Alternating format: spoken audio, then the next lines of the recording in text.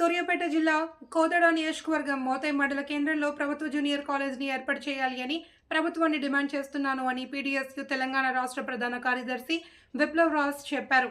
మండల కేంద్రంలో news 24 hours TV channel ప్రతినిధితో రాజు మాట్లాడుతూ పేద మధ్యతరగతి బడుగు బలహీన వర్గాలకు చెందిన పిల్లలు 10వ తరగతి పూర్తి కాగానే మండల కేంద్రంలో ప్రభుత్వ జూనియర్ కాలేజీ లేకపోవడం, ప్రైవేట్ కాలేజీల్లో ఫీజులు చెల్లించలేక చదువును మధ్యలోనే ఆపేస్తున్నారు. ఇప్పటికైనా మండల ప్రజా ప్రతినిధులు, రాజకీయ నాయకులు తక్షణమే కలుగు చేసుకుని ప్రభుత్వ జూనియర్ కాలేజ్ మంజూరుకు ప్రయత్నించాలి అని కోరుతున్నామన్నారు. విప్లవరాజు, పీడీఎస్యు తెలంగాణ రాష్ట్ర ప్రధాన కార్యదర్శి.